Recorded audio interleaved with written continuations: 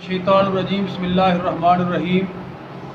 जनाब वज़ीर आज़म पाकिस्तान आपके ऊपर इक़्तिदार में आने से पहले और बाद में भी मुख्तलिफ़ किस्म के इल्ज़ामात लगते रहे हैं, लेकिन हम आज तक किसी इल्ज़ाम तराशी का हिस्सा नहीं बने, क्योंकि हो सकता है उसके पीछे ज़ाती रंजिशें हों या सियासी इख्तलाफात हों, और वैसे भी शरीयत इन बातों की इजाज़त नहीं देती कि बग़ैर तहक़ीक़ के इल्ज़ाम तराशी की जाए।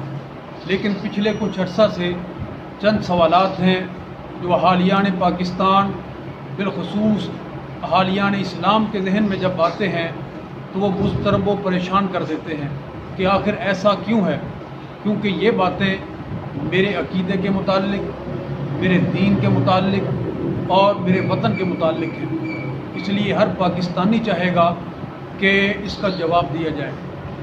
पहला सवाल ये है कि हमें बतलाया जाए कि क्या कादियानी ख़ुद को गैर मुस्लिम कहते हैं? क्या वो आईन पाकिस्तान को मानते हैं? अगर वो नहीं मानते, जिसका वो बरमला इजहार भी करते हैं, तो फिर बतलाइए कि रियासत की तरफ से आइन शिकनी करने वालों के ख़िलाफ़ क्या कार्रवाई की गई है।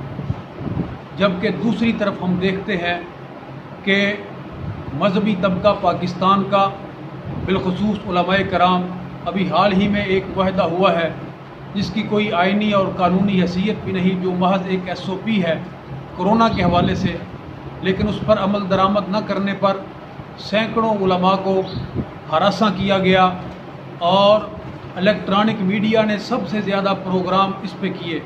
यानी कितने अफसोस की बात है कि शायद दुनिया में दो ही मुल्क ऐसे हैं, एक पाकिस्तान और एक इंडिया, के दोनों मुल्कों का मीडिया दिन रात कोरोना का ज़िम्मेदार मुसलमानों को, बिलखुसूस मुसलमानों के मजहबी तबका को ठहरा रहा है।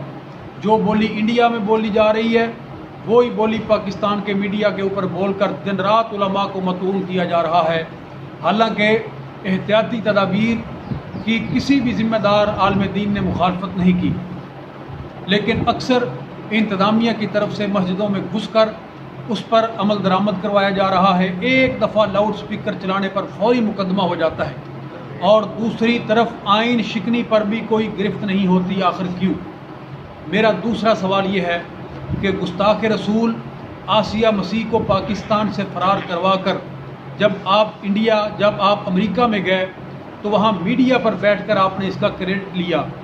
उसके ख़िलाफ़ आवाज़ उठाने वाले क्या पाकिस्तानी नहीं थे? क्या आप उनके वज़ीर आज़म नहीं थे? तो अपने मुल्क में उनसे बात करने की बजाय एक नॉन मुस्लिम कंट्री में अपने ही लोगों के ख़िलाफ़ बात करके आखिर किसको खुश किया गया? क्या आसिया मसीह की रिहाई के बदले आफिया सिद्दीकी को रिहा नहीं करवाया जा सकता था? मेरा तीसरा सवाल कि जब आपने इक़्तिदार संभाला तो बकौल आपके मुल्क के मुआशी हालात इंतहाई अबतर थे, तो मुआशी हालात को फौरी ठीक करने की बजाय आपने फौरी तौर पर करतारपुर राहदारी पर इतनी उजलत में अरबों रुपए ज़ाया क्यों किए? क्या पहले वो रकम मुल्क की मईशत को दुरुस्त करने पर नहीं लगानी चाहिए थी? ये अलग बात है कि फ़ायदा इसमें कादियानियों को ज़्यादा हुआ या सिखों को ज़्यादा हुआ, लेकिन सवाल ये है कि क्या मुल्क का सबसे अहम तरीन मसला करतारपुर राहदारी को खोलना था?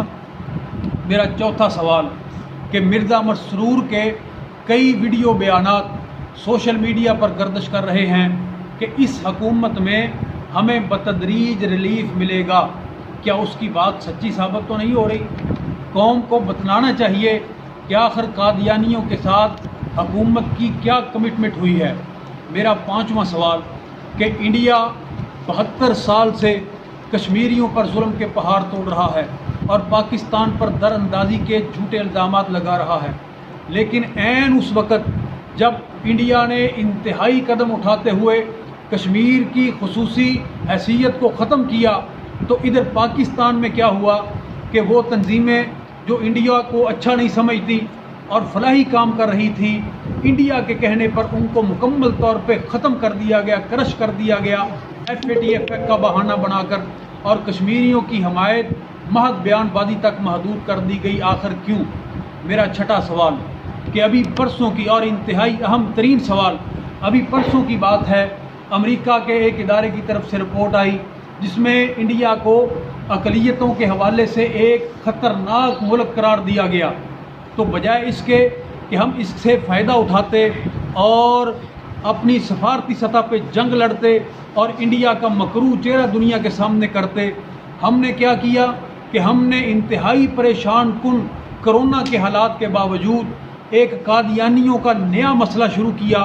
کیا اس سے یہ ثابت تو نہیں ہو رہا کہ دنیا کی نظریں انڈیا کے اوپر تھی کہ وہ قادیانیوں یعنی وہ اقلیتوں کے ساتھ اچھا سلوک نہیں کر رہا؟ تو ہم نے ایک اقلیتوں کا بہانہ بنا کر مسئلہ شروع کیا کہ اس کا رد عمل بھی آئے گا اور پاکستان بھی انڈیا کی صف میں اس کے برابر کھڑا ہو جائے گا۔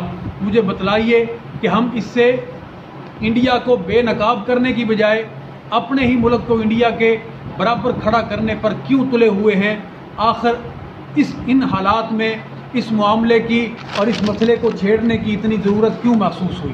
اور میرا ساتواں سوال کہ اگر آپ نے ضرور کوئی قدم اٹھانا ہی تھا اقلیتوں کے حوالے سے تو کیا بری بات تھی کہ اس مسئلہ پر علماء کرام کو آن بورڈ لے لیا جاتا؟